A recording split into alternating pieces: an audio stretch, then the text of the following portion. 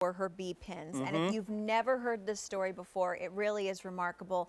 And for a lot of you who might be going through a time right now where you're going like, this is, you know, I'm just not going to make it through this, or this is so difficult, or what am I going to do? How do I do it? How do I do it? Listen to the story about the bee pin and why they are so amazingly important when it comes to Joan's collection. Before we show that video, I wanted to show you, I borrowed from Melissa. This is the pin that Joan and I bought at a very beautiful antique gallery called Maclo Gallery on Madison Avenue, and they're lovely people, and they adored Joan. And we found this vintage Art Nouveau pin, and it is emeralds, and it's topazes, and it's, I mean emeralds, it's amethyst rather, and rubies for the eyes, and a beautiful, beautiful, Ooh, I mean, amazing piece of jewelry. But, you know, I want to show you our version, which I think is just as beautiful. Oh, I'm sorry. Oh, don't drop the real one. Well, Melissa's at home going, no! Don't. But Melissa was kind enough to let me bring this from California and really show you how we interpreted that beautiful vintage pin. Wow. I love that we've done, even to the point where we did that wonderful clear enamel, that sort of topaz enamel on the wing, just the way this one has as well. It's a spectacular version of a piece that Joan, you know, had her whole life and adored. And if we do want to, do we go to the video and hear Joan talk about the bee? Absolutely. She will tell this story so beautifully, and it's always nice to see her. And this is why you need your own bee pin.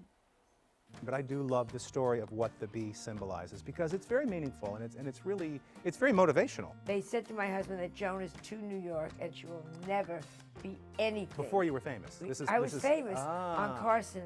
But oh, I see. Too regional, to New York. Right. And America will never like it. Oh, interesting. And the next year, I became the people's choice for the entire country where they voted. So my husband went and said, you have achieved the impossible.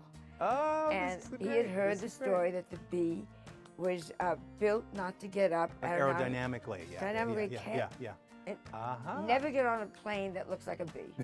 Don't do it. Even they promise you honey. Right. I don't care what they promise you. The buzz is, this is going to be a great flight. Yeah, don't do it. Buzz Airlines. Buzz Airlines. I'll pass.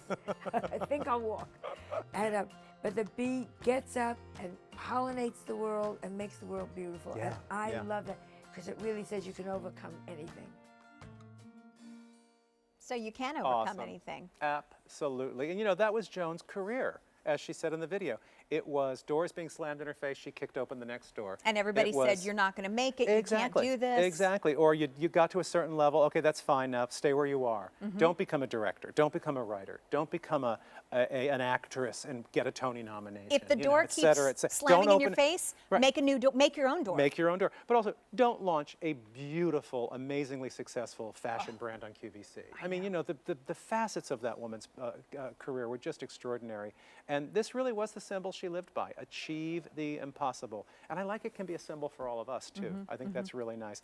That said, when we took the original pin, which I remember like it was yesterday, we were walking down Madison Avenue. Oh, Suzanne, you look beautiful. Walking down Madison Avenue, and we spotted this in the window. It's a very, very high-end store. It's antique furniture and beautiful museum quality jewelry. And Joan said, we're going in, I don't care.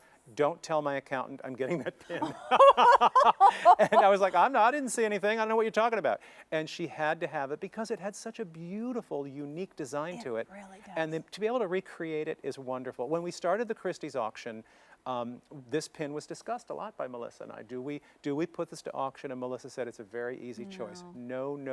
This is an important pin to my mom, and it's something that she wants to pass along to her grandkids, which I think is lovely. I think that's just lovely. It's an extraordinary pin. I would say Art Nouveau, like late Art Nouveau, so figure 1910, maybe. Really? Oh yeah, absolutely. I was going to say it almost looks like a fire opal in that center too. Yeah, I think those are probably citrines. They're probably a deep citrine of the best quality. Oh, absolutely. And then look at that. It's like tanzanite into amethyst in the version that you all created. We kind of did we just decided to, rather do the cabochons, we decided to really go with facets, which I think just gives it a little bit more of a sparkle. Oh, it does. I mean, my gosh, look at the model making that's going on that pin. You know what? It's really extraordinary. Plant plants that attract bees and honeybees. Very much we so. need more and more of them. That, you know what? It's very, very important, and it's one of those things. Like, you look at this and you just say, that's what I need. I can achieve anything. 100%. And I do like it's larger than most of our bee pins. Therefore, you saw it on the cape on Suzanne. It was a very pretty statement to make wearing outerwear. And a lot of times we Yes. get dressed to go outside and jewelry goes away. Absolutely. So I love that you could wear this on outerwear. 2.5 inches wide, 1 5/8 of an inch long.